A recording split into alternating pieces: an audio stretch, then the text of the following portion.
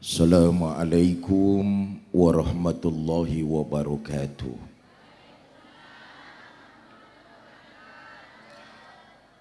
Alhamdulillah, salatu wassalamu ala rasulillah, amma ba'du. Yang mulia para ulama, para kiai, para asatiz dan asatizah, wabil khusus guru kita Bapak Kiai Haji Jazuli, Bapak Kiai Haji Ibrahim mata'anallah bituli hayatih, yang saya hormati para tokoh masyarakat, panitia tablik akbar serta DKM Masjid Al-Mukhlisin Keong Mas, Bapak Ibu saudara-saudara kaum muslimin yang saya cintai. Malam ini kita memperingati kelahiran manusia yang istimewa, Baginda Nabi besar Muhammad sallallahu alaihi wasallam. Sebagai umat tidak perlu lagi kita ragukan betapa Nabi sangat mencintai kita.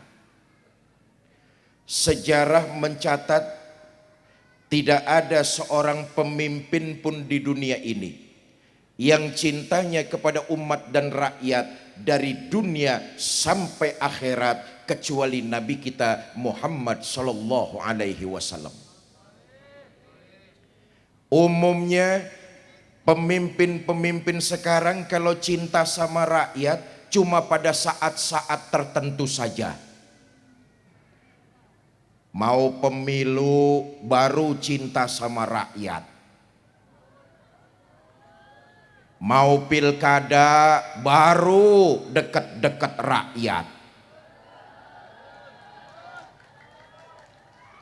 mencoba mengambil hati rakyat hanya untuk kebutuhan dan kepentingan sesaat. Udah diem dengerin aja lah.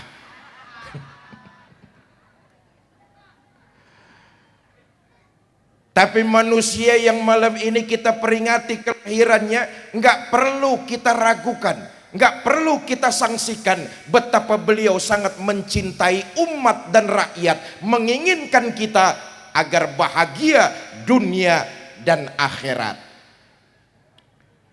Apa bukti kecintaan Nabi kepada kita? Pertama, saudara, sejarah kita baca, Nabi itu hidupnya sederhana, rumahnya kecil, tidurnya di atas pelepah daun korma, kadang-kadang sampai berbekas di pipinya yang mulia. Allahumma sholli wa sallim wa barik alaih. Sayyidul mursalin, khotamun nabiyyin, penghulu para nabi dan rasul, hidupnya sederhana, rumahnya kecil, tidur beralaskan daun korma sampai berbekas di pipinya yang mulia. Sarapan paginya seteguk air zam-zam, sepotong roti, kadang-kadang 1-2 butir korma. Dalam hidup yang sangat sederhana, Allah pernah menawarkan bantuan. Wala saufa yu'tika rabbuka fatardo. Muhammad, apa saja yang kau minta aku akan penuhi, asal bisa membuat hati kamu senang.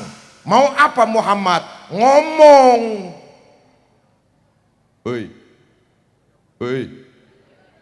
Nabi dapat tawaran dari Allah, apa saja yang bisa menyenangkan hati Nabi akan diberikan oleh Allah. Mau apa Muhammad? Kamu mau harta yang banyak? Ngomong. Mau jabatan yang tinggi? Ngomong. Mau pangkat yang luas? Ya terusin aja sendirilah. Wala saufa yu'tika rabbuka fatardo. Ngomong aja Muhammad, aku berikan asal bisa membuat hati kamu senang. dapat tawaran begini dari Allah, apa jawab Nabi kita? Izan ya Rob, kalau memang demikian ya Allah, la ardo wa wahidun min ummati finnar. Ya Allah, apa artinya harta yang banyak, jabatan yang tinggi, pangkat yang luas, itu tidak mampu menyenangkan hati saya selama masih ada satu saja umat saya yang ketinggalan di neraka. Walhasil Nabi lebih memilih hidup sederhana, mementingkan umat dan rakyat daripada hidup mewah bergelimang harta, pangkat dan jabatan. Sekarang ada nggak pemimpin kayak begitu?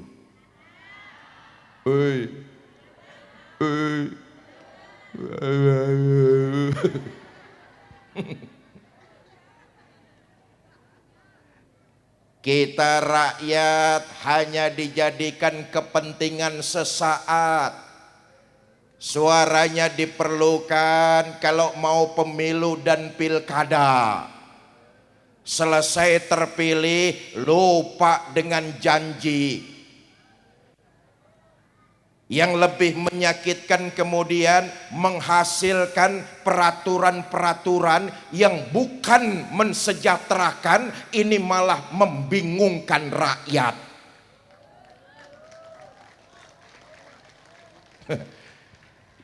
Kita ini rakyat sekarang ini kan kembang kempis, cengap-cengap. Cengap-cengap apa bahasa Maduranya itu?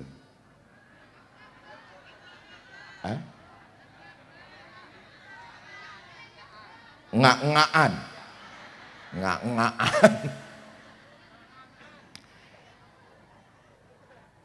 Kita ini rakyat lagi cengap-cengap nih. Apa buktinya Ustadz? Gampang lah.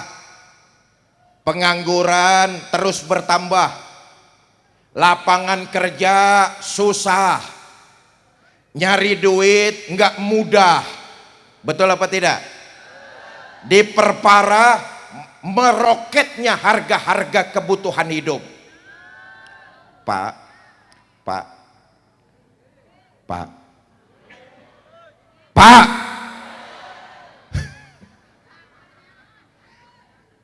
gini, kita nih para suami kaum bapak, tugas kita di luar rumah tuh nyari rejeki dengan cara yang baik supaya rejekinya halal. Betul apa tidak? Berapapun yang kita dapat di luar, kita serahkan istri kita untuk mengatur buat keperluan rumah tangga kita. Betul apa tidak? Tapi saya kasih tahu nih Pak, istri kita itu paling pusing ngatur uang belanja yang kita berikan. Udah diem lah. Kenapa? Itu tadi yang saya sebutkan kok. Negara kita sedang tidak baik-baik saja. Harga-harga kebutuhan hidup meroket, membumbung tinggi.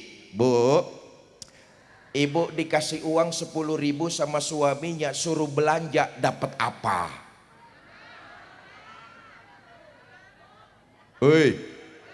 Semua harga-harga naik, betul apa tidak? Beras naik, daging naik, telur naik, bawang naik, susu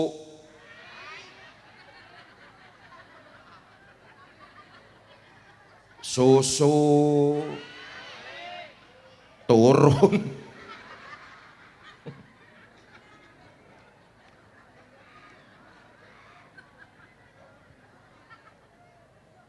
Maka kita orang-orang beriman ini sepakat menjadikan baginda Nabi besar Muhammad Sallallahu Alaihi Wasallam pemimpin buat kita dari alam dunia sampai alam akhirat. Kenapa? Cintanya nggak perlu kita ragukan lagi.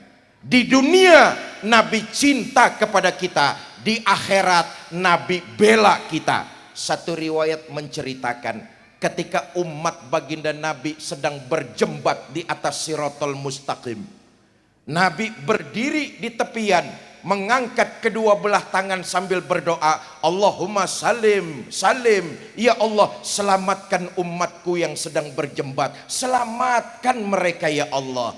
Itu pemimpin. Hoi, hoi. Itu pemimpin. Ketika umatnya susah, Nabi berdiri di paling depan. Pemimpin tuh kan kayak begitu tuh. Seorang pemimpin, dia kenyang belakangan setelah umat dan rakyatnya kenyang. Kalau rakyatnya kelaparan, seorang pemimpin dia paling depan merasakan kelaparannya. Ini pemimpin-pemimpin di kita dibalik. Rakyat susah paling kenyang. Betul apa tidak? Makanya korupsi susah diberantas. Kenapa? Ngamalinnya terbalik. Rakyat susah dia paling senang, rakyat kelaparan dia paling kenyang. Woi, coba lihat sajalah indikator korupsi itu bukannya menurun, malah makin merajalela. Makanya kemarin demo di akhir Agustus itu dimulai tanggal 25, 26. Itu salah satu tuntutan teman-teman kita mahasiswa adalah menetapkan undang-undang perampasan aset korupsi. Itu sudah lama jadi rancangan. Legislatif DPR masih tarik ulur mengesahkan. Kenapa? Ini upaya, salah satu upaya untuk meminimalisir korupsi di negara kita tercinta. Rancangan undang-undang tinggal disahkan saja menjadi undang-undang. Demo dah tuh kemarin. Kebetulan, bukan kebetulan, buat kita orang beriman enggak ada yang kebetulan. Qadarullah. Tanggal 27 ada insiden ojol ditabrak oleh mobil taktis polisi. Afan Kurniawan meninggal. Itu kemudian yang menyulut demo berkembang di mana-mana. Demo berubah menjadi anarkis, kekerasan, dan bahkan perampokan serta pembakaran di mana-mana. Yang dibakar itu adalah gedung negara. Surabaya, Granadi, Geraha. Saya cuman ngetes, saudara-saudara denger apa enggak?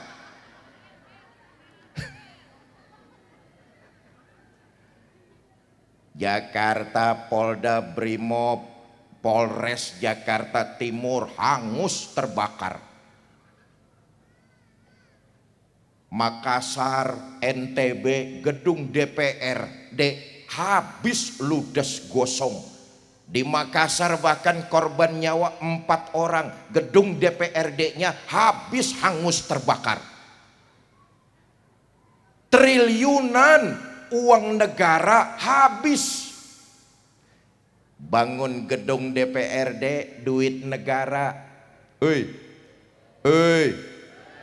Bangun kantor polisi duit negara. Betul apa tidak? Kalau duitnya duit negara, itu berarti duit kita rakyat Indonesia. Demo boleh, yang nggak boleh demo kalau di dalamnya kemudian terjadi tindakan-tindakan anarkis yang pada akhirnya akan merugikan kita bangsa Indonesia. Itu kan mulanya dari situ tuh. Betul apa tidak? RUU perampasan aset korupsi molor. Padahal saya katakan ini upaya salah satu untuk meminimalisir korupsi di Indonesia. Bagaimanapun, walaupun korupsi sekarang ini merajalela, saya nggak setuju ada orang ngomong Indonesia korupsi udah jadi tradisi. Saya nggak setuju tuh. Indonesia masyarakatnya punya tradisi yang baik-baik, betul apa tidak? Dan korupsi bukan tradisi orang Nusantara. Harus diperlukan tekad dan niat yang kuat dari semua elemen yang ada di bangsa Indonesia.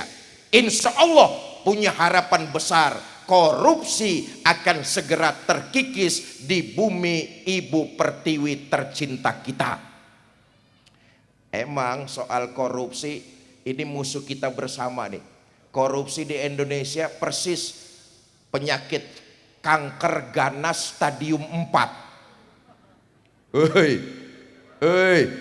Bukan cuma musuhnya polisi, bukan cuma musuhnya jaksa, tapi musuh kita semua bangsa Indonesia. Sampai ada anekdot di akhirat, penghuni neraka dengan penduduk sorga musyawarah. Mereka sepakat untuk membangun jembatan yang menghubungi sorga dengan neraka. Apa tujuannya? Pertama, biar mudah silaturahmi. Yang kedua, biar gampang saling mengunjungi. Sepakat penduduk sorga dengan penghuni neraka bangun jembatan yang menghubungi keduanya. Walhasil jembatan di neraka rampung lebih dulu. Sementara yang di sorga jangankan jembatannya, tiang pancangnya saja belum kepasang. Penghuni neraka jengkel, marah-marah. Cong tuh apa cong tuh?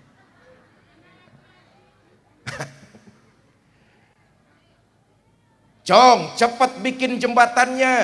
Kita di neraka selesai nih, tinggal nyambung saja. Cepat kalian bikin jembatannya di sorga. Apa kata penduduk sorga? Mas, bagaimana kami mau ngebangun jembatan? Pimpinan proyek, pemborong sama menterinya kan di tempat sampean semua. Di sorga nggak ada yang ngebangun. Bapak Ibu, saudara-saudara kaum muslimin yang saya cintai.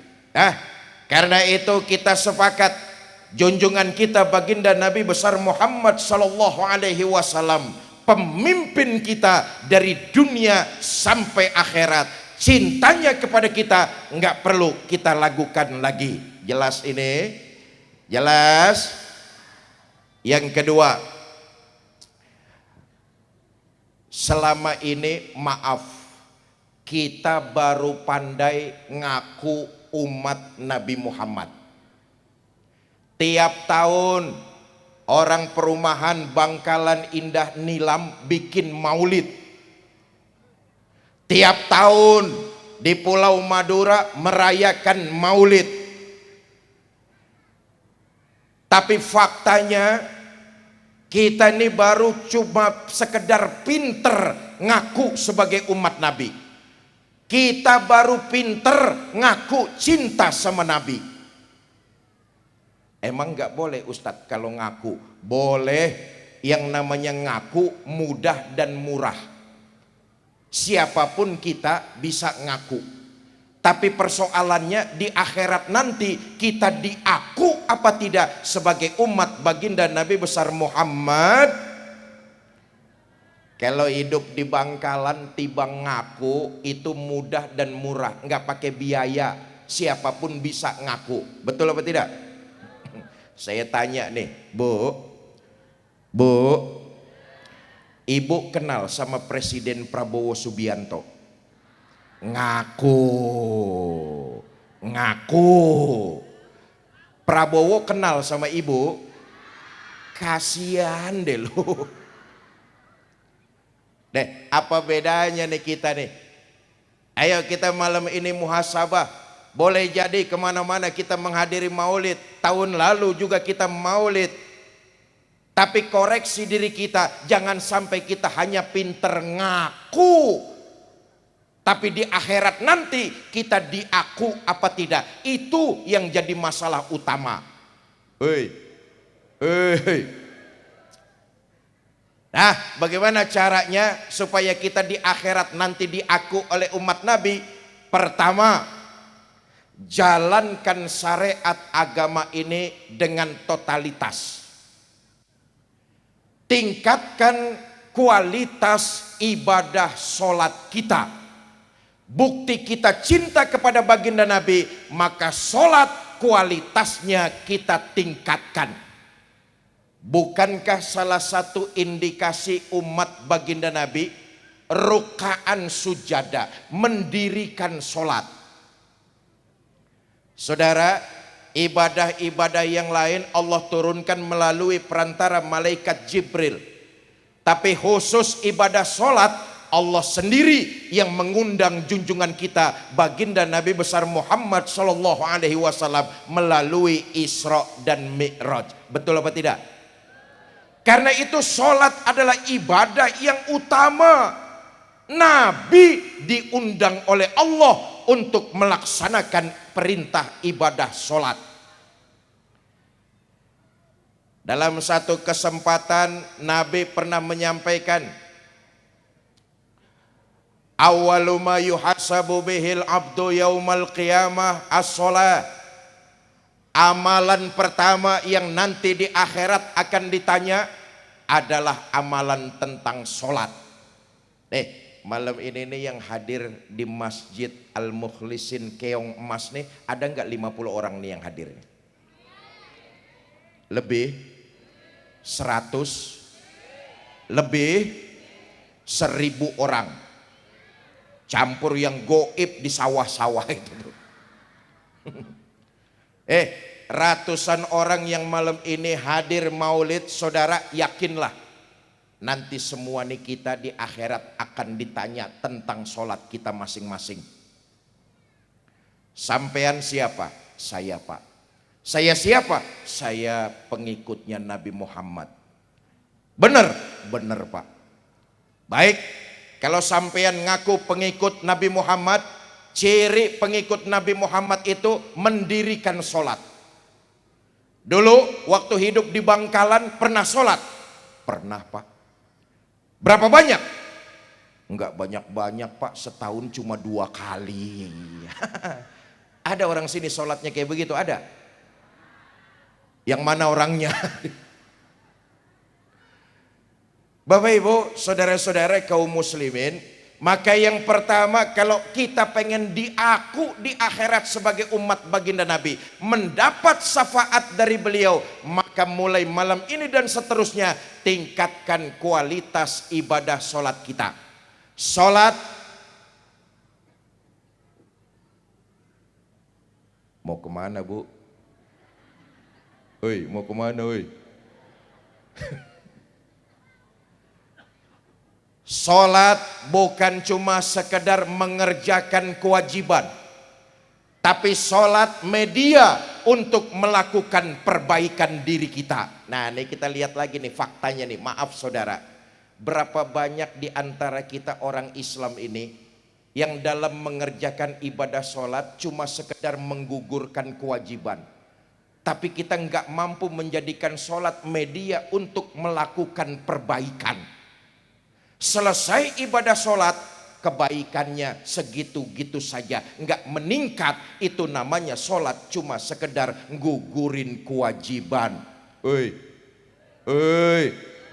Sholatnya rajin, pelitnya 17 setan.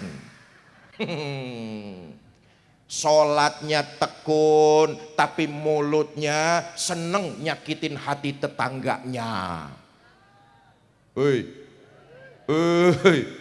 Bukan di Bangkalan Indah, bukan di perumahan sebelah sana.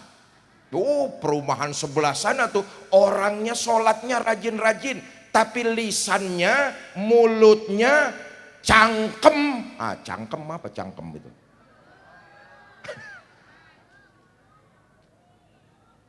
Kata-katanya seneng nyakitin hati orang lain. Tuh di perumahan sebelah sana. Perumahan sebelah sana.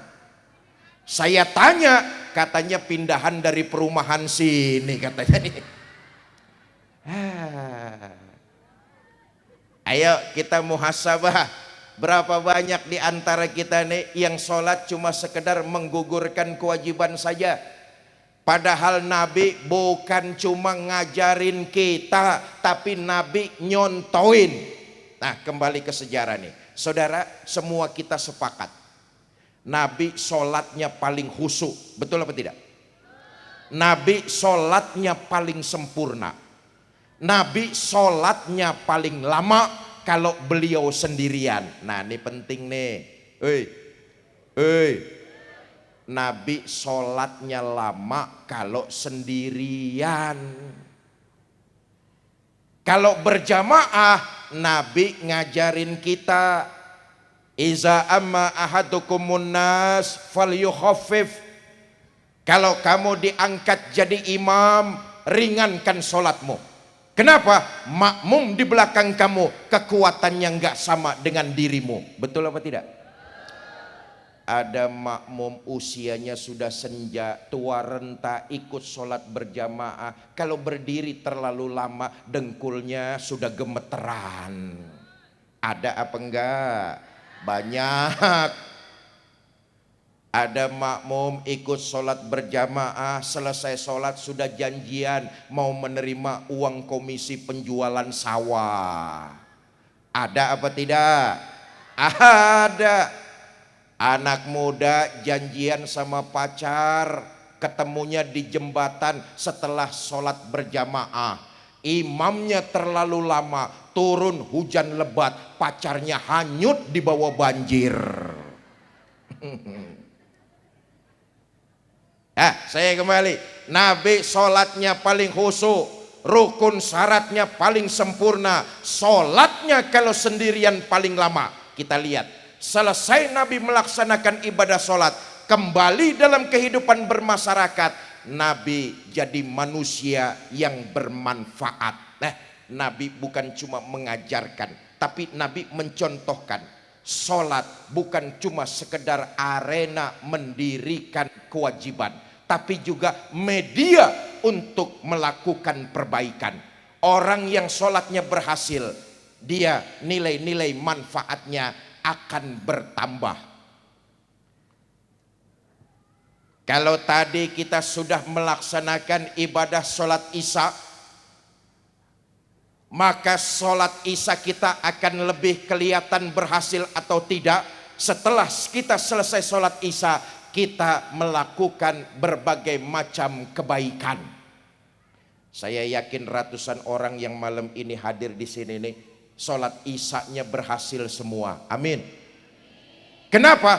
Mau datang ikut pengajian memperingati maulid. Ini bukti dari keberhasilan ibadah sholat, lalu semangat dalam menebarkan nilai-nilai kebaikan. Maaf.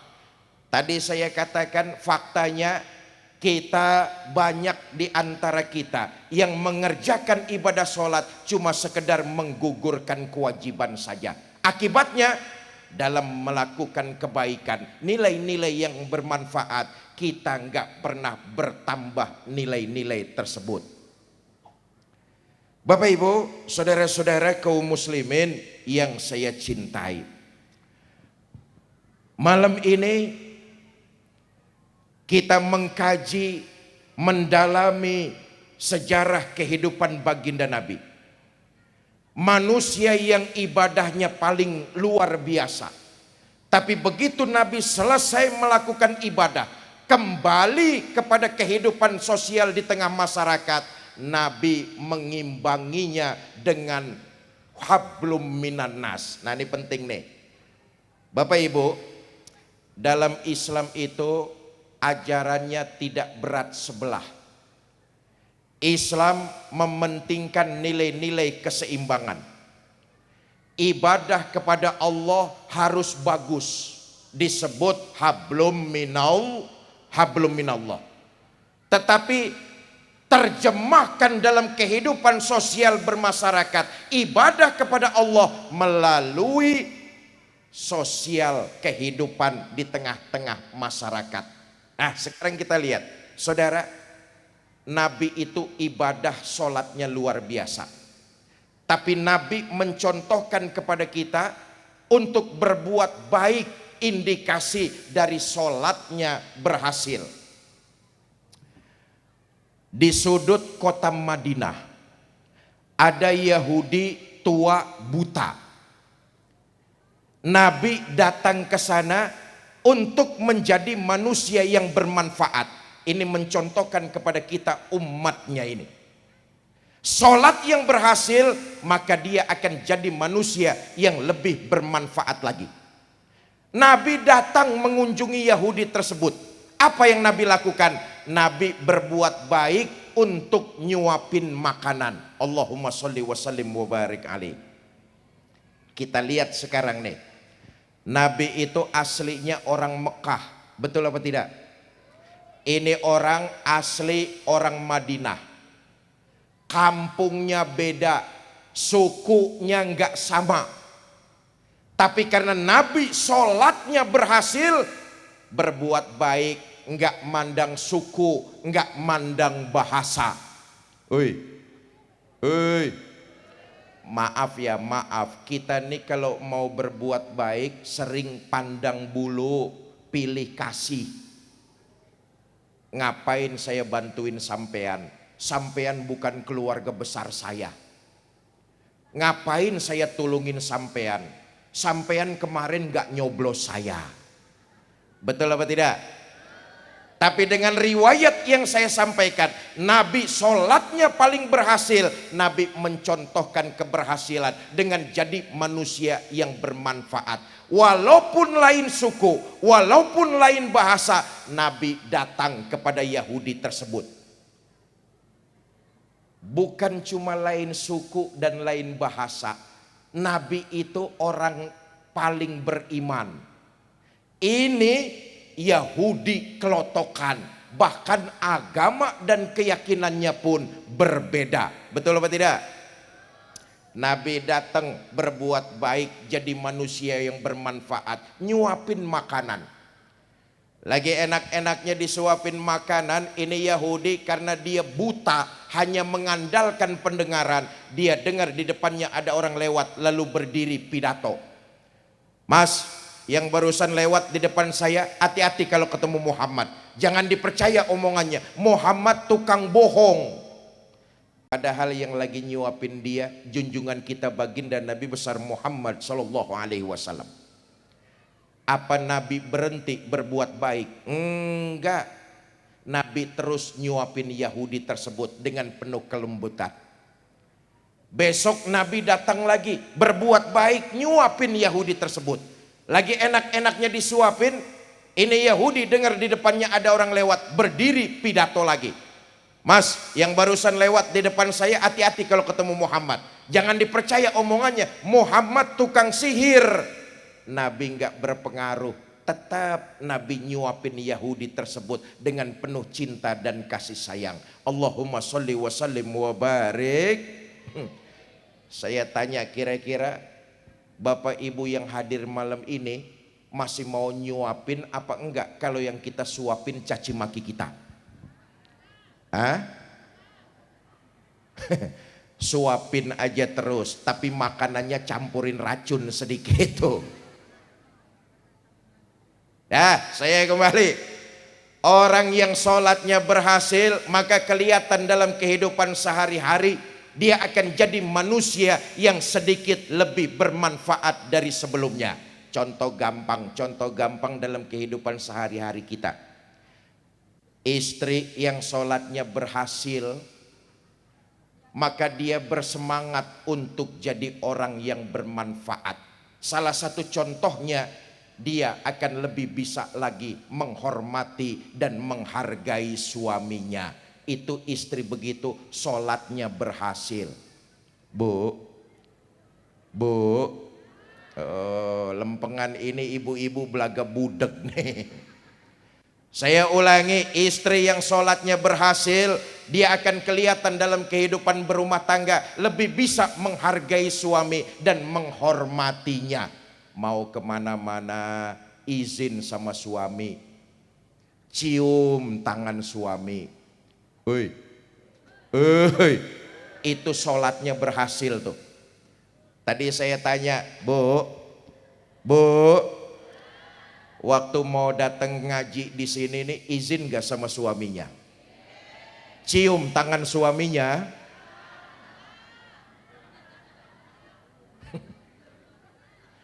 boro-boro cium tangan, yang ada juga kadang-kadang campur merentah. Mas, saya mau arisan, itu jemuran kalau hujan angkatin ya mas ya. Ya, berapa banyak di antara kita yang mengerjakan sholat cuma sekedar nggugurin kewajiban. Maka memperingati maulid supaya kita di akhirat diaku oleh baginda Nabi. Laksanakan sholat yang berkualitas. Selesai ibadah sholat, kembali dalam kehidupan bermasyarakat, tebarkan nilai-nilai kebaikan. Saudara, nilai manfaat dan perbuatan baik yang kita kerjakan bukan untuk menyenangkan Allah. Ibu bapak datang maulid malam ini di sini nih, mudah-mudahan ini dicatat sebagai sebuah kebaikan, bernilai ibadah dan berlipat ganda pahalanya di sisi Allah Subhanahu wa taala. Kebaikan malam ini yang kita lakukan bukan untuk menyenangkan Allah, tapi kebaikan itu akan kembali buat diri kita sendiri. Quran memberikan tuntunan, in ahsantum ahsantum li anfusikum wa in asatum falaha. Kalau kamu berbuat baik, kebaikan itu akan kembali buat dirimu. Kalau kamu berbuat jahat, kejahatan itu akan kau terima sendiri ganjarannya. Maaf, maaf. Ratusan orang yang malam ini hadir di sini nih, semuanya calon-calon jenazah. Betul apa tidak? Ada orang Bangkalan Indah hidup terus-terusan. Semuanya nih pasti bakalan mati. Ketua panitia yang tadi sambutan bakalan mati apa enggak tuh? Mati. Dulu waktu jadi santri, ceramahnya mirip MJ. Sudah tua, suara MZ-nya hilang katanya. RW bakalan mati apa tidak? Mati. Kita nih semua calon-calon jenazah, dan itu pasti. Betul apa tidak? Perbuatan apapun yang kita lakukan di alam dunia, semua itu akan kembali buat diri kita. Pak RT bakal mati apa tidak? Mati. Bapak-bapak yang di sebelah kanan saya nih bakal mati apa tidak nih? Mati. Ibu-ibu yang di sebelah kiri saya bakal mati apa tidak? Mati.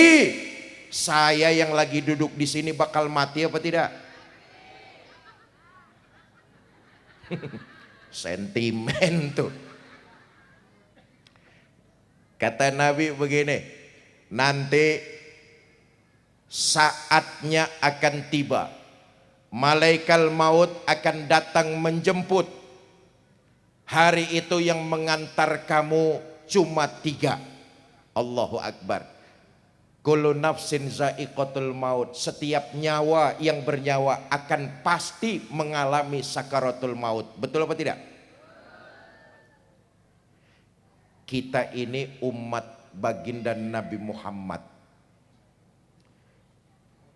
Umur Nabi itu saat beliau wafat 63 tahun. Betul? Kita umat Nabi Muhammad, yakinlah Bapak Ibu Saudara-saudara, umur kita nggak akalan jauh dari umur Nabi. Kalau Nabi umurnya cuma 63 tahun, kita nih umatnya kira-kira umurnya segitu juga, nggak bakalan jauh. Makanya yang malam ini umurnya sudah 55 tahun, 8 tahun lagi. Yang malam ini umurnya sudah 60 tahun, 3 tahun lagi. 3 tahun lagi. Yang malam ini umurnya 62 tahun 11 bulan. Banyak-banyak makan yang enak sudah itu. Kata Nabi, nanti saat malaikat maut datang menjemput, dicabut ruh kita, terbujur kaku jasad ini. Allahu Akbar. Saudara, Selama ini rupa-rupanya kita dihormati orang, disanjung orang, ditemenin orang. Karena di dalam diri kita ini ada ruhnya. Begitu ruh kita dicabut, jasad kita ini hanya seonggok bangkai. Sudah tidak lagi bermanfaat. Betul apa tidak? Saudara malam ini duduk dempet-dempetan. Karena yang di sebelah saudara itu masih ada ruhnya. Bayangkan kalau yang dempet duduk di sebelah saudara itu sudah tidak ada ruhnya. Masih mau duduk bareng-bareng. Serem. Betul apa tidak? Hari itu akan terjadi kata Nabi. Malaikat maut datang mencabut ruh kita, terbujur kakulah jasad ini. Sudah nggak berharga. Kewajiban yang hidup ngurusin yang mati, betul? Datang keluarga besar, datang tetangga, diurusin jasad kita yang sudah tidak ada ruhnya. Ya Allah, hari itu kita diperlakukan istimewa. Walaupun kita sudah besar, hari itu kita tidak boleh mandi sendiri. Ada petugas yang memandikan. Betul apa tidak? Selesai dimandikan, dibungkus kita dengan 3 helai kain kafan. Selesai dibungkus, dibawa kita ke masjid, disolatkan. Selesai disolatkan, walaupun kita sudah besar, kita nggak boleh jalan sendiri. Dinaikkan kita ke dalam kendaraan yang paling serem. Namanya keranda jenazah. Siapa yang naik kendaraan itu pasti mati. Belum pernah ada yang gagal. Betul. Selesai disolatkan di masjid, diangkat keranda yang di dalamnya ada jasad kita. Bismillah wa ala millati rasulillah, la ilaha illallah. Dibawa jasad kita tuh. Kemana? Pulang kampung. Hei, toron. Kata Nabi, nah hari itu yang nganterin kalian ke kuburan cuma 3. Ahluhu wa maluhu wa amaluhu. Keluarga, harta, amal perbuatan kita. Tapi sayang yang 2 pulang. Siapa yang pulang? Ahluhu wa maluhu. Keluarga dan harta pulang. Harta yang kita cari siang malam pagi sore. Rumah megah, mobil mewah, harta berlimpah. Kecuali yang kita sedekahkan di jalan Allah, semua itu akan kembali dan jadi rebutan ahli waris kita saja. Betul apa tidak? Keluarga bagaimanapun sayangnya, hari itu mereka nggak ada satupun yang mau nemenin kita di dalam kubur. Pak, ini akan terjadi kalau bapak-bapak mati duluan. Jangan mengharap istri mau nemani masuk ke dalam. Bagaimanapun cintanya istri sama kita Pak, manis di bibir nggak sesuai dengan kenyataan. Jasad suami dimasukkan orang ke dalam kubur, ditutup dengan papan, diuruk pakai tanah. Istri cuma berdiri di tepian kubur, berlinang air mata sambil berkata, "Mas, sampai sini saja saya ngantar. Mudah-mudahan sampean betah di dalam. Nggak usah naik-naik lagi, Mas." Cintanya manis di bibir, nggak sesuai kenyataan. Suami mati nggak mau nemeni. Betul? Kalau ibu-ibu yang mati duluan, Bu, mati duluan. Jangan mengharap suami mau nemani masuk ke dalam. Apa suami nggak sedih ditinggal mati istri? Ibu jangan salah sangka. Kami ini suami apabila ditinggal mati istri tentulah kami bersedih. Kenapa? Istri buat kami para suami belahan jiwa, pelipur lara. Pret.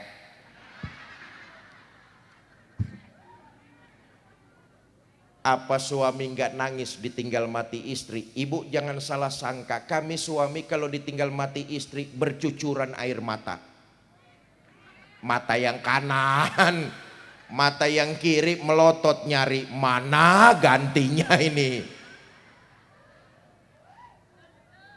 Nyatalah hari itu yang menemani kita bukan harta, bukan juga keluarga yang katanya mencintai kita, tapi yang menemani masuk ke dalam kubur kita perbuatan yang pernah kita lakukan di alam dunia. Perbuatan baik itu akan mengikuti kita, perbuatan buruk itu pun akan menemani. Perbuatan itu harus kita pertanggungjawabkan di hadapan Allah Subhanahu wa taala. Maka orang yang ingin diaku sebagai umat baginda Nabi nanti di akhirat, maka mulai malam ini dan seterusnya kualitas sholatnya ditingkatkan. Kembali dia selesai ibadah sholat ke tengah masyarakat, maka dia makin semangat jadi manusia yang bermanfaat dan menebarkan nilai-nilai kebaikan. Saudara, beruntung, bersyukur kita kepada Allah. Ditakdirkan oleh Allah lahir di Bangkalan, sudah jadi umat Nabi Muhammad. Alhamdulillah. Nabi itu manusia yang utama. Karena Nabi jadi manusia yang utama, oleh Allah kita umatnya diberikan keutamaan juga. Alhamdulillah. Dalam hadis qudsi Allah sudah berjanji, inni haramtul jannata ala sairil umam hatta tadkhulaha ummatuka. Sorga diharamkan pintunya dimasuki oleh umat-umat sebelum umatnya Nabi Muhammad masuk lebih dulu ke dalamnya. Alhamdulillah. Anak cucu keturunan Nabi Adam masuk sorganya belakangan. Umatnya Nabi Ibrahim belakangan. Umatnya Nabi Nuh, Nabi Musa, Nabi Isa belakangan. Umatnya Nabi Muhammad, karena nabinya Nabi utama, Allah perintahkan untuk masuk sorga lebih dulu. Alhamdulillah. Ratusan orang yang malam ini hadir di Masjid Al-Mukhlisin Keong Mas, nanti semua ini di akhirat akan dibangkitkan lebih dulu, dihisab lebih dulu, lewat Sirotol Mustaqim lebih dulu, masuk sorga lebih dulu. Kalau toh harus mampir ke neraka juga lebih. Ayo aminkan. Nah, kalau kita ingin mendapat syafaat dan diaku oleh baginda Nabi, ayo jangan cuma seremonial saja. Mulai malam ini dan seterusnya kita berupaya untuk meningkatkan kualitas ibadah sholat. Lalu dalam kehidupan sosial bermasyarakat, tebarkan kebaikan kepada siapapun juga. Bapak ibu saudara-saudara, mau diaku sebagai umat baginda Nabi? Ya, yang jawab 50 orang. Saudara-saudara, mau diaku sebagai umat baginda Nabi? Mau meningkatkan kualitas ibadah sholat? Mau hidup menebarkan kebaikan? Saya tes bersama dengan saya malam ini, kita tambah lagi kebaikan kita. Bapak ibu saudara-saudara, mau ikut bersedekah? Bawa uang berapa? 5.000. Masuk kebun binatang saja tiketnya 50.000. Itu lihat monyet. Lihat Fikri Zainuddin MZ 5.000. Mahalan lihat monyet ketimbang lihat saya tuh. Kita orang Bangkalan tahu lah, yang namanya amalan sedekah nih sangat dianjurkan. Pokok utamanya yang penting ikhlas. Betul apa tidak? Sedekah itu kan yang penting ikhlas. Soal jumlah nomor 1. Buat apa sedekah jumlahnya kecil kalau nggak ikhlas? Mendingan sedekah jumlah besar tapi ikhlas. Nah, kata Nabi, terangi alam kuburmu dengan apa ya Rasulullah? Amalan sedekah yang waktu kamu lakukan di alam dunia itu jadi lentera, itu jadi pelita, itu jadi cahaya yang menerangi alam kuburmu. Saya kembali lagi, saudara, kebaikan yang kita lakukan berpulang buat diri kita sendiri. Sedekah yang kita lakukan, saya tanya, menyenangkan Allah atau menyenangkan diri kita? Kurang kompak nih. Sedekah yang kita lakukan untuk menyenangkan Allah atau untuk menyenangkan diri kita? Alam kubur adalah kegelapan yang pasti. Maka kata Nabi, yang jadi lentera, yang jadi cahaya, yang menerangi kuburan kamu adalah amal sedekah yang waktu kamu kerjakan di alam dunia. Yuk kita bikin kuburan kita terang dengan amalan sedekah. Ustadz, saya sedekah 1 juta Ustadz. Insya Allah cahaya kuburnya terang, lampu neon. Ustadz, saya sedekah 100.000 Ustadz, patromak. Ustadz, saya sedekah 10.000 Ustadz. Lilin. Ustadz, saya sedekah 5.000 Ustadz, pentol korek, remeng-remeng lumayan masih kelihatan. Karena itu kita tambah ibadah kita tambah kebaikan kita malam ini, salah satunya melalui amalan sedekah, jadi cahaya yang menerangi alam kuburan kita. Nanti panitia akan mengitarkan kotak-kotak amal, ibu bapak diisi seikhlasnya. Mana? Dimulai dari saya dulu sini. Tim hadroh minta tolong pembacaan 1 sholawat lagi nak.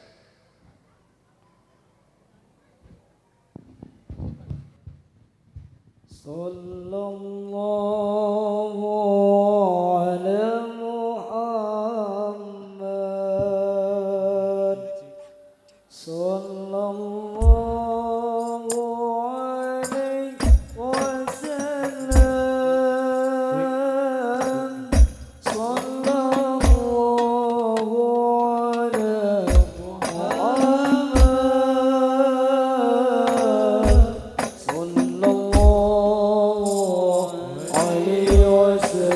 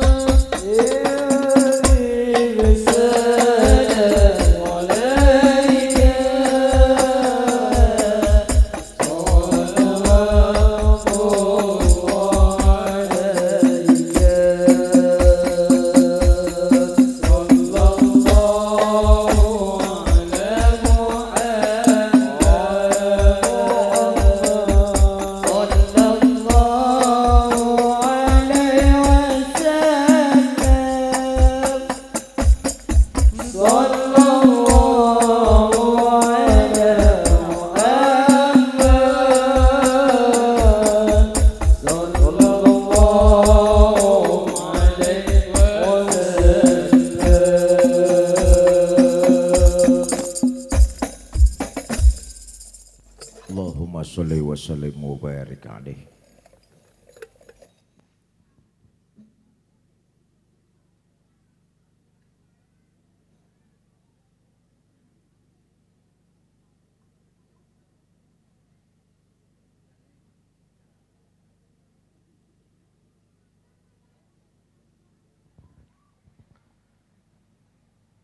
Bapak Ibu saudara-saudara, di antara dahsyatnya amalan sedekah, saya titip pesan mulai malam ini dan seterusnya, kalau kita melakukan amalan sedekah lagi tanpa mengurangi pahala kita, niatkan pahala sedekah itu kirim buat keluarga tercinta yang sudah meninggal dunia.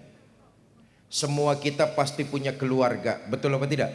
Semua kita pasti punya orang tua. Kalau mereka masih hidup, teruslah kita berbakti.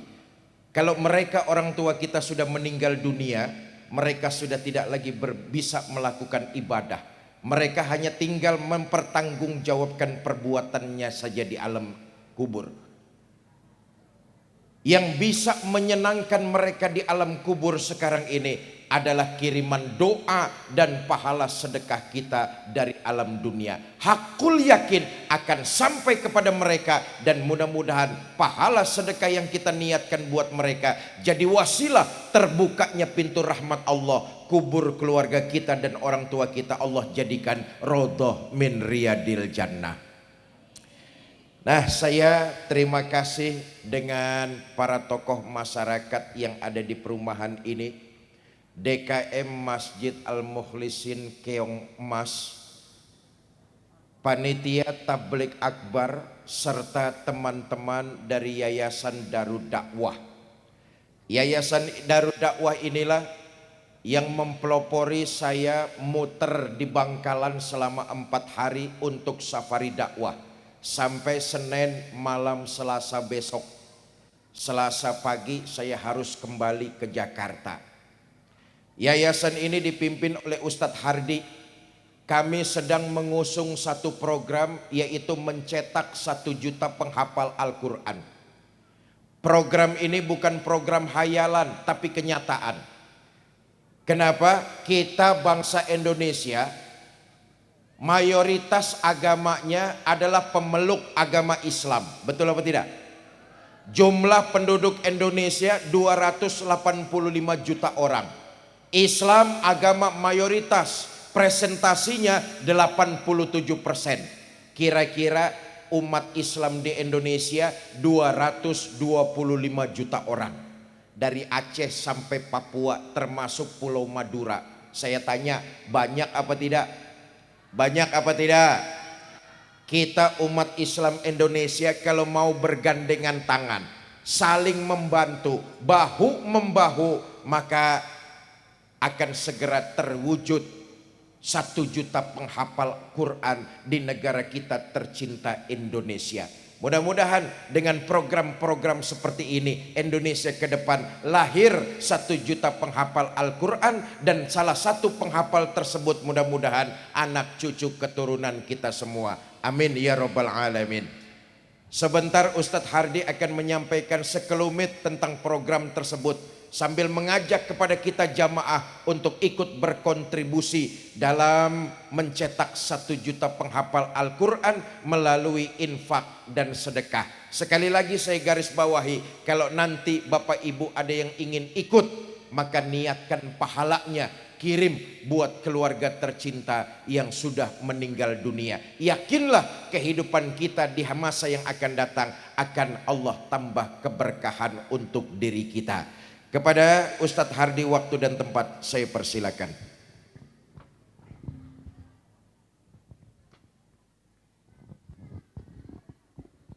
Baik Bapak Ibu sekalian, nanti insya Allah pengajian akbarnya ditutup oleh doa ya.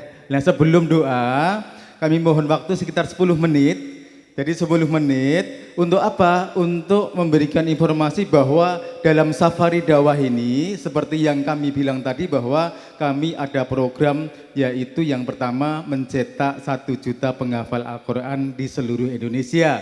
Kemudian program yang kedua, beasiswa untuk putra-putri kita, untuk anak-anak kita, untuk belajar ke Al-Azhar Kairo Mesir. Nanti boleh kalau Bapak Ibu punya putra putrinya yang ingin diberikan beasiswa untuk belajar ke Al-Azhar Kairo Mesir, boleh nanti bisa daftarkan pada kami. Baik, nanti di sesi terakhir ini, 10 menit terakhir ini, Pak Kiai akan memberikan ataupun akan berikan hadiah berupa mushaf Al-Quran bagi Bapak Ibu semuanya. Nah, siapa yang bisa untuk mendapatkan hadiah ini? Yaitu Bapak Ibu yang ingin ikut andil untuk mensukseskan program-program safari dakwah kami.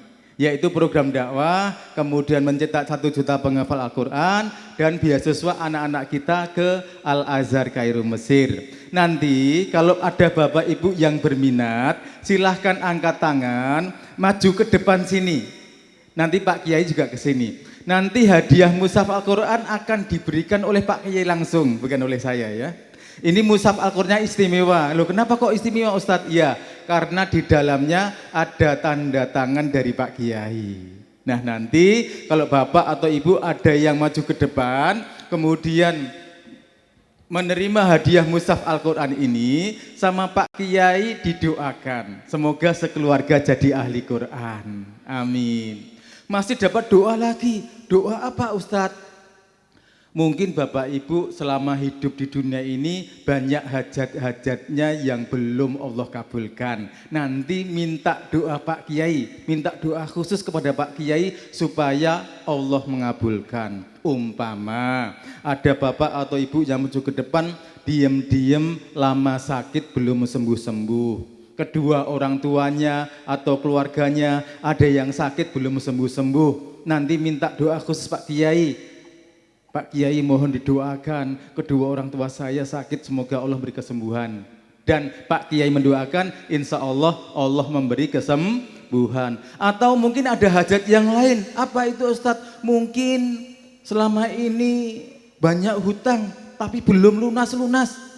Masya Allah, nanti boleh minta Pak Kiai mendoakan supaya Allah melapangkan rezeki kita dan apa? Dan kita bisa melunasi hutang-hutang kita. Atau yang lain lagi mungkin, apa itu punya usaha, tapi selama ini usahanya maju mundur, maju mundur, maju mundur, mundur nggak maju-maju. Jatuh bangun, jatuh bangun, jatuh nggak bangun, bangun.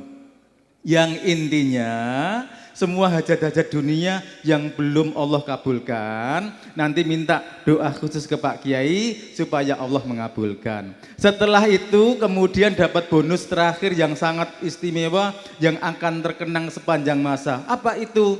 Boleh berpelukan dan foto berdua dengan Pak Kiai. Tapi nyuwun saya mohon maaf ibu-ibu, berpelukannya berlaku untuk bapak-bapak ya. Nanti kalau ada ibu yang maju ke depan, suaminya boleh ikut maju ke depan, foto bareng dengan Pak Kiai, anaknya diajak juga boleh, sekeluarga juga boleh. Nanti kalau ada bapak-bapak yang maju ke depan, istrinya juga boleh maju ke depan, yang nggak boleh istri orang lain ya.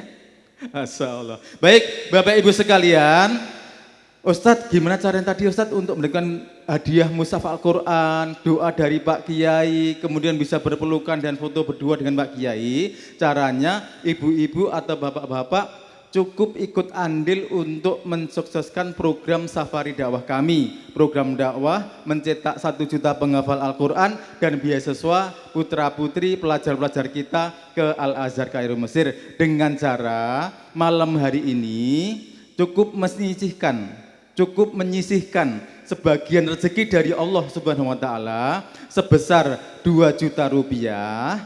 Kabar gembiranya adalah 2 juta rupiah itu tidak harus ditunaikan atau dibayar malam ini. 2 juta rupiah itu boleh diangsur dicicil selama 6 bulan.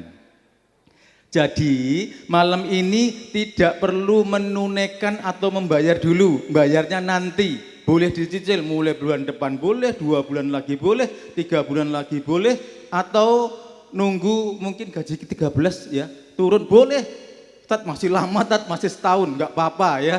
Yang penting malam ini niatkan dalam hati dulu untuk ikut infak dan sedekah untuk program mencetak 1 juta penghafal Al-Quran seluruh Indonesia dan beasiswa anak-anak kita, pelajar-pelajar kita ke Al-Azhar Kairo Mesir. Kalau sudah punya niat, angkat tangan, maju ke depan, terima hadiahnya, dapat doa dari Pak Kiai, bisa foto berdua atau sekeluarga dengan Pak Kiai. Setelah itu catatkan nama dan nomor WA di tim kami sebelah kiri ini. Baik, Bapak Ibu sekalian, kami hanya punya waktu sekitar sekali lagi 10 menit. 10 menit dari sekarang, bagi Bapak Ibu yang ingin infak dan sedekah untuk para penghafal Al-Quran yang berminat, silahkan angkat tangan. Ada? Ada, Masya Allah, 1, 2, Masya Allah, 3. Ada lagi Bapak-bapak 4, 5 yang di belakang juga. Silahkan Ibu maju ke depan, Pak Kiai boleh di bawah ininya. Diatur panitia nanti di depan sini. Jadi Bapak Ibu sekalian, sekali lagi malam ini niatkan dulu aja dalam hati ya. Dalam hati ingin ikut infak dan sedekah untuk para penghafal Al-Quran. Nah kalau sudah ada niat, nanti terima hadiahnya dulu. Untuk menunaikannya kapanpun kalau sudah ada rezeki dari Allah. Kalau malam ini sudah ada mau ditunaikan boleh. Kalau mau mulai bulan depan diangsur ya boleh. Kemarin ada yang dari Jember tanya, ibu-ibu ke depan, Ustadz saya ini hanya pensiunan Ustadz. Gimana Ustadz, saya kuatnya per bulan hanya 100.000 Ustadz. Enggak apa-apa. Yang lebih menggelikan lagi pertanyaan dari Surabaya, ibu-ibu juga yang tanya. Kebanyakan ibu-ibu ya, jamaah yang tanya ya. Silakan Ibu tadi yang silakan maju ke depan Ibu. Silakan Ibu ya. Masya Allah. Yang tadi angkat tangan silakan maju ke depan. Ada lagi mungkin bapak-bapak ada yang mau nyusul silahkan. Yang dari Surabaya tanyanya lucu. Apa itu? Ustadz itu kan boleh diangsur dicicil Ustadz. Mungkin bulan depan saya bisa angsur mungkin 100 atau 200 Ustadz. Lah bulan kedua kalau nggak ada gimana Ustadz? Nggak apa-apa wong namanya juga belum ada rezeki. Bulan ketiga baru ada mungkin nggak banyak Ustadz gimana juga enggak apa-apa. Bulan 4, bulan kelima nggak ada gimana? Oh nggak apa-apa juga. Wong nama juga infak sedekah ya kan, belum ada rezeki, nggak apa-apa. Tapi Ustadz nanti kalau saya belum lunas kemudian Allah panggil duluan, berarti saya dosa dong. Kami jawab tidak. Karena apa? Pertama, mushaf Al-Quran ini hanya hadiah. Berhubung hadiah, maka tidak ada kata-kata jual beli. Jangan salah ya. Pak Kiai hanya memberikan hadiah, bukan jual beli, enggak. Ini mushaf Al-Quran hanya hadiah. Berhubung ini hadiah dan bukan jual beli, maka tidak ada kata-kata lagi hutang piutang. Karena apa? Ini hanya komitmen untuk infak dan sedekah itu boleh ditunaikan kapanpun kalau Allah sudah ngasih rezeki. Nah Ustadz tadi kalau kita meninggal duluan Ustadz belum lunas gimana? Berarti kita dosa dong? Enggak, malah Bapak Ibu sudah dapat pahalanya. Loh kok bisa Ustadz? Apa ada dalilnya? Ada. Ya Pak, untuk masalah infak dan sedekah Rasulullah Shallallahu Alaihi Wasallam bersabda, apabila kamu melihat saudara kamu sedang infak dan sedekah tetapi kamu belum bisa ikut, maka niatkan dalam hati kamu, ya Allah nanti kalau saya sudah dapat rezeki saya akan ikut infak dan sedekah seperti itu. Apa kata Rasulullah? Orang yang sudah punya niat seperti ini dia sudah dapat pahalanya. Masya Allah. Padahal apa? Infaknya belum ditunaikan, sedekahnya belum ditunaikan, tapi sudah niat duluan, maka dia sudah dapat pahalanya. Berdasarkan dari hadis ini, maka Pak Kiai dan kami dari yayasan mengikhlaskan seikhlas-ikhlasnya hadiah mushaf Al-Quran ini kita berikan kepada jamaah semuanya. Yang penting kalau sudah dapat hadiah mushaf Al-Qurannya sampai di rumah dibaca setiap hari. Masya Allah. Jadi silahkan ibu-ibu, bapak-bapak ya sekali lagi. Yang penting niatkan dulu untuk apa? Untuk infak dan sedekah membantu para penghafal Al-Quran. Setelah itu nerima hadiahnya nanti untuk menunaikannya belakangan ya, belakangan. Boleh mau bulan depan mau dimulai ya boleh, 2 bulan lagi ya boleh, 3 bulan lagi ya boleh. Sedapat-dapatnya rezeki dari Allah. Masya Allah.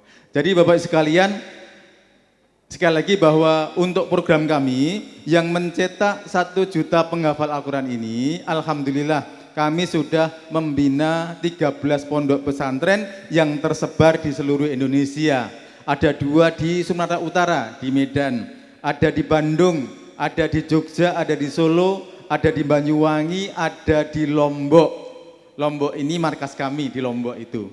Nah, untuk itu maka nanti boleh juga dari ibu-ibu kalau putra-putrinya atau ada tetangganya ya yang mau anaknya dipondokkan boleh ya, diboleh.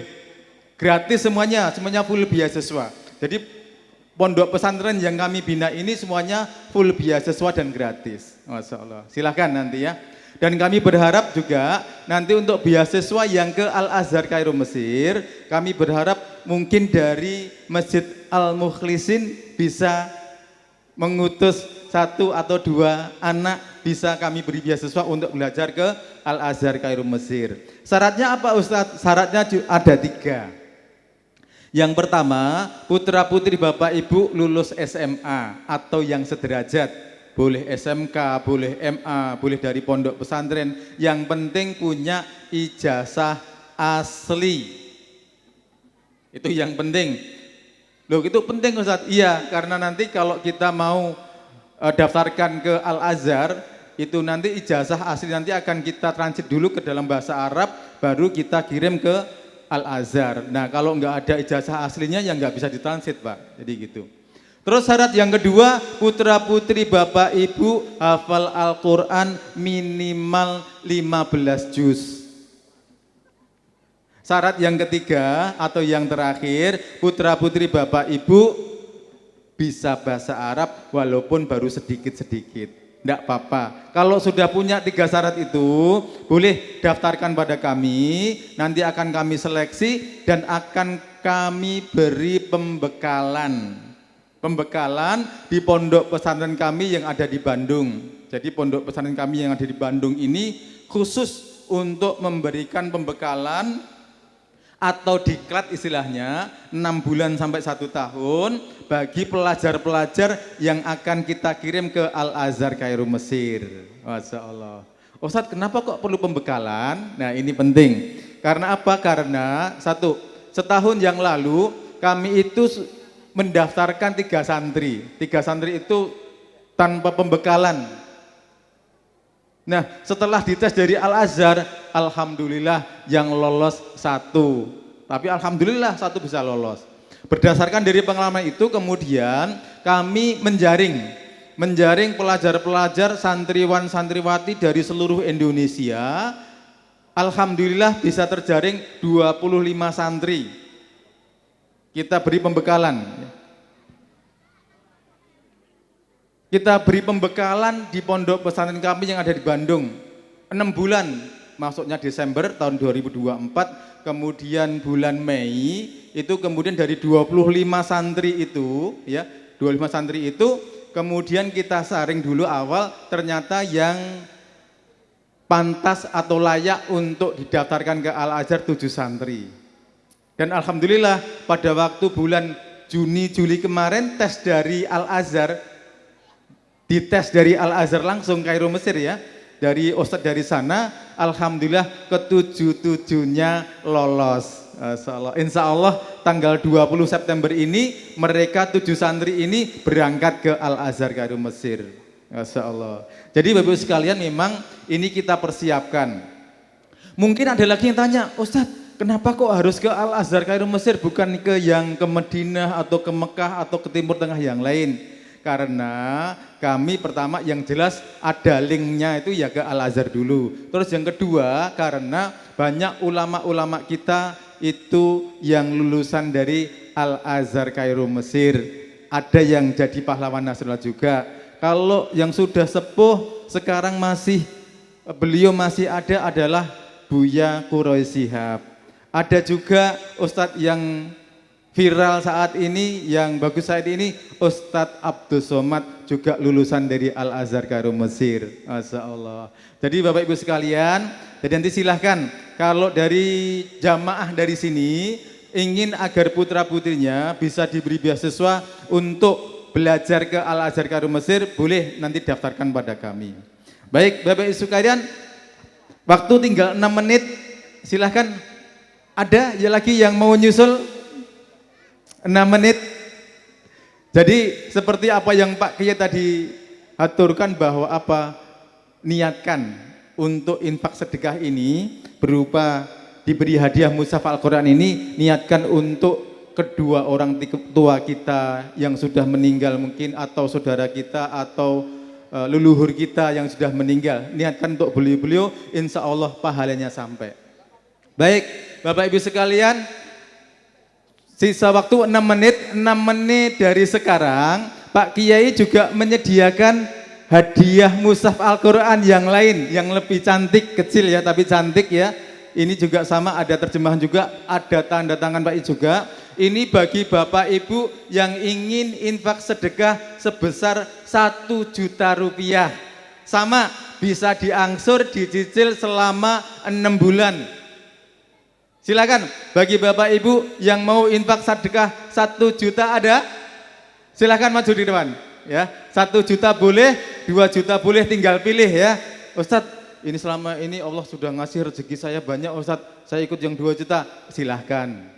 Ustadz, ini saya pas nggak ada uang sama sekali, saldo saya 0 Ustadz, rekening saya 0 Ustadz, gimana Ustadz, saya ikut 1 juta, boleh. Loh kok boleh Ustadz, kan saya nggak punya uang sama sekali. Iya boleh. Karena apa? Karena siapa tahu kita ikut infak dan sedekah ini, ya sudah niat dalam hati ini, Allah kemudian ngasih rezeki kita banyak, dan kita pasti dikasih rezeki. Nah, waktu kasih rezeki itu boleh ditunaikan ya, ditunaikan. Mungkin dikasih rezeki sama Allah 500.000 ya, yang 400.000 untuk keluarga, yang 100.000 untuk ditunaikan. Ya, silahkan. Silahkan Bapak Ibu yang mau ikut infak 1 juta ada, silahkan maju ke depan, boleh. Yang 2 juta juga boleh. Ada yang ikut 1 juta? Kita tunggu, masih ada waktu sekitar 5 menit ya, 5 menit. Silahkan. Baik, Bapak Ibu sekalian, sekali lagi nanti pengajian akan ditutup doa ya, doa oleh Pak Kiai. Kemudian untuk program-program kami Safariyah yang lain tadi sudah kami utarakan. Jadi silahkan Bapak Ibu kalau ada yang mau untuk memberikan ataupun menitipkan anaknya untuk masuk pondok pesantren, kami boleh. Boleh, nanti kalau pengen yang dekat dengan sini berarti ke Banyuwangi ya. Banyuwangi boleh, ke Solo boleh ya. Atau ke Lombok juga boleh. Silakan, nanti semuanya akan kami beri beasiswanya dan mondoknya gratis semuanya. Masya Allah. Ada lagi? Waktu tinggal 4 menit berjalan. Ada bunya ikut? Masya Allah, silakan Ibu ikut. Oh enggak, Masya Allah saya mau ikut. Silakan Bapak-bapak ada? Silakan. Boleh yang ikut 1 juta boleh, 2 juta boleh. Tinggal pilih sesuai dengan kemampuannya.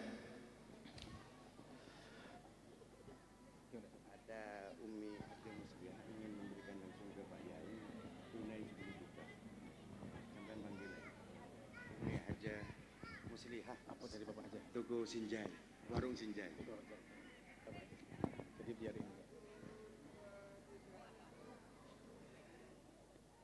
Kami persilahkan kepada Umi Haja Muslihah untuk memberikan langsung kepada Pak Yai Fikri Haikal 10 juta.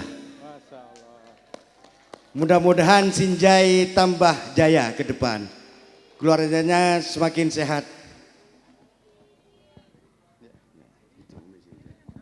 Baik, Masya Allah. Jazakallah khairan Bunda ya. Silahkan nanti mushafnya boleh disediakan 10 mushaf. Ibu boleh wakafkan ke yang lain Ibu mushafnya. Kita kasih 10 mushaf ya. Ibu mushaf yang kecil dikasihkan, nanti Ibu boleh wakafkan ke yang lain ya, jamaah yang lain. Oh boleh taruh masjid, boleh. Masya Allah. Malah pahalanya double-double ya, Masya Allah.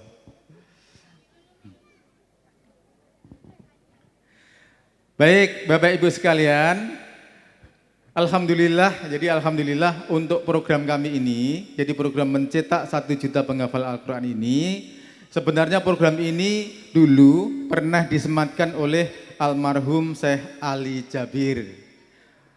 Pada waktu beliau masih sugeng, kemudian masih hidup, masih safari dakwah, saya pribadi selalu mendampingi beliau untuk wilayah Jawa ke timur, termasuk Madura, ke Lombok itu ya.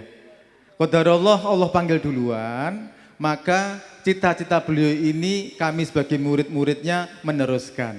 Dan cita-cita ini mendapatkan dukungan penuh oleh Pak Kiai. Masya Allah, makanya ini sebagai gantinya safari dakwah Pak Kiai yang kita putarkan ini ke seluruh Indonesia. Nanti habis dari sini, insya Allah habis dari Bangkalan, insya Allah nanti ke Kalimantan di sekitar tanggal 19 sampai 20-an. Setelah itu akhir bulan nanti ke Banyuwangi Pak Kiai bersama kami. Dan seterusnya jadwal sampai Desember sudah penuh, sampai Desember, Masya Allah. Makanya ini luar biasa jamaah umat Islam di seluruh Indonesia, di semua titik, semua tempat itu banyak yang mendukung. Alhamdulillah banyak yang mendukung. Nanti Bapak Ibu kalau suka jalan-jalan ke Lombok Pak Bu ya, boleh silahkan nanti mampir ke pondok pesantren kami atau di kantor yayasan kami di Lombok, tepatnya di Desa Banyumulek di Kecamatan Kediri di Kabupaten Lombok Barat. Nah silakan nanti bisa calling kami ya, bisa calling kami. Nanti di sana bahkan kalau perlu kendaraan, perlu apa nanti bisa ya, bisa kita bantu karena apa? Kita sesama Muslim bisa untuk saling bersilaturahmi ya. Masya Allah. Silakan, tinggal 2 menit, ada yang menyusul? Tinggal 2 menit, ada yang menyusul? Kalau ada yang menyusul silahkan maju ke depan langsung. Masya Allah. Kalau enggak, ini tunggu sebentar, kami masih ada 1 jamaah lagi. Sehabis ini kita berdoa ya. Dan boleh nanti kalau udah selesai doa, kalau ada yang awal ini malu-malu untuk angkat tangan dan nyusul, nanti setelah doa boleh nyusul, biar enggak tahu orang banyak mungkin malu-malu ya, enggak apa-apa, setelah doa nanti menyusul, boleh. Baik Bapak Ibu sekalian, sekarang kita berdoa dulu, doa akan dipimpin oleh Pak Kiai, monggo ya.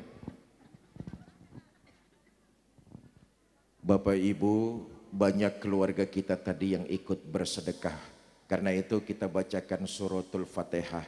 Pertama, sedekah yang dilakukan malam ini oleh keluarga kita, pahalanya dikhususkan buat keluarganya yang sudah meninggal dunia.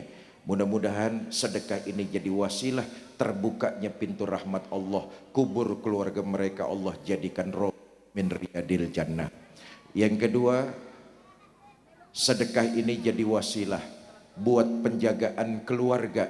Kalau ada yang sakit, mudah-mudahan dengan wasilah sedekah Allah angkat penyakitnya, Allah beri kesembuhan seperti sedia kala. Buat anak keturunannya yang sedang bekerja, ikhtiar, berusaha atau menuntut ilmu, mudah-mudahan dengan wasilah sedekah Allah beri kemudahan dan kelancaran dalam segala aktivitasnya. Yang ketiga, sedekah ini jadi wasilah agar hajat dan keinginan yang selama ini terpendam, mudah-mudahan segera Allah ijabah. Ada yang hajatnya kepengen pergi haji atau umroh. Ada yang hajatnya kepengen punya menantu yang baik. Ada yang hajatnya kepengen anak-anaknya masuk pondok pesantren, jadi penghafal Quran dan memperdalam agama. Ada yang hajatnya kepengen anak-anaknya Allah berikan kelembutan untuk menjalankan syariat agama. Ada yang hajatnya kepengen usahanya bertambah maju dan berkah. Ada yang hajatnya kepengen rumah tangganya sakinah, mawadah dan rahmah. Ada yang hajatnya kepengen Allah berikan jalan keluar dari berbagai macam masalah. Hajat dan keinginan yang baik-baik tersebut mudah-mudahan dengan wasilah sedekah dan pembacaan suratul Fatihah segera Allah ijabah. Yang kedua, Fatihah ini buat kita semua yang hadir malam ini. Mudah-mudahan seluruh kita dipanjangkan umur dalam taat kepada Allah. Diberikan kita rumah tangga sakinah, mawadah dan rahmah. dikaruniakan kita keturunan yang soleh dan solehah, diwafatkan kita dalam kondisi husnul khatimah. Bitilkal niyah sayulillahi lahumul fatihah.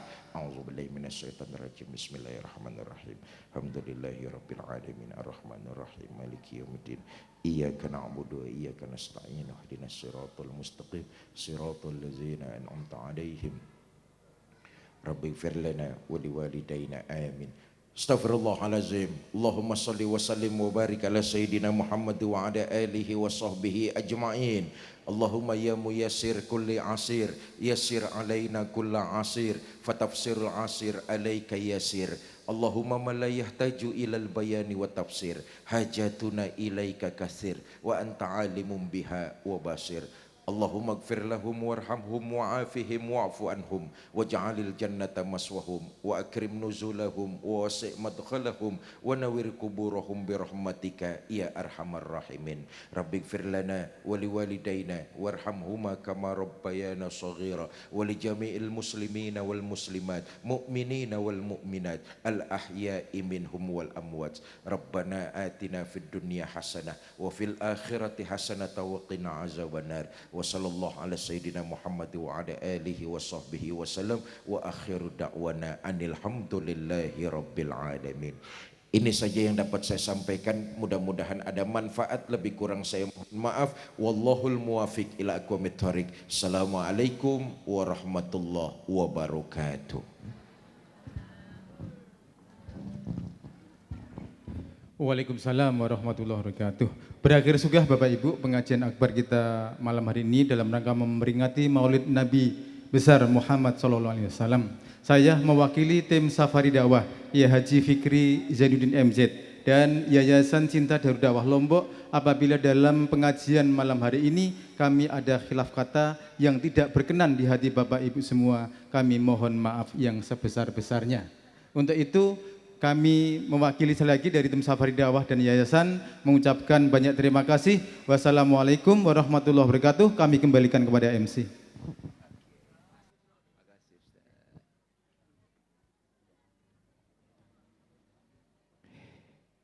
Bapak Ibu yang kami hormati, demikianlah rangkaian acara Tabligh Akbar dalam rangka Maulid Nabi Muhammad SAW 1447 Hijriah 2025 Masehi yang diselenggarakan oleh Khodimul Masjid Al-Mukhlisin Keong Emas, Perumahan Bangkalan Indah Nilam, Kelurahan Melajah Bangkalan telah selesai, yang ditutup dengan pembacaan doa tadi. Semoga apa yang sudah disampaikan oleh Hadratul Mukarram Hadratul Syekh Ki Haji Fikri Haikal Zainuddin MZ dapat bermanfaat bagi kehidupan kita sehari-hari, dan semoga kita semua mendapatkan syafaat dari Nabi Muhammad SAW.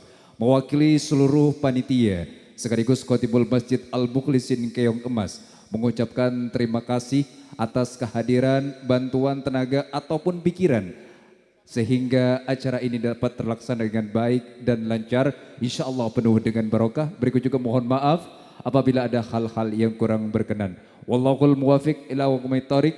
Wassalamualaikum warahmatullahi wabarakatuh.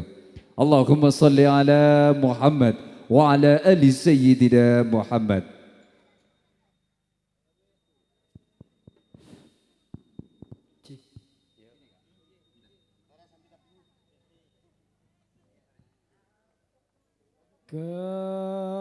Ketekno sira kabeh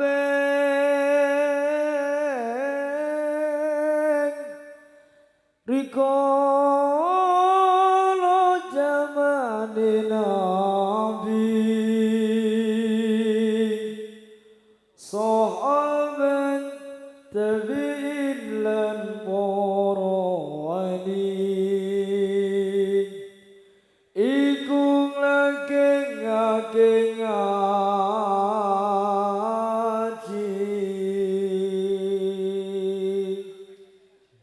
katekno sira kabeh rikala jamane Nabi, sahabat tabi'in lan para wali iku ngakeh ngaji ngaji tentang kegarane insani wong mukmin seneng ngaji.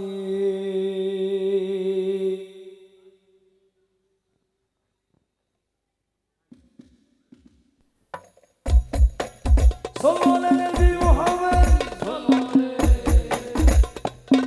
Gateno siro kabeh rikala jamane nabi sahabat nabi lan para wali iku ngake ati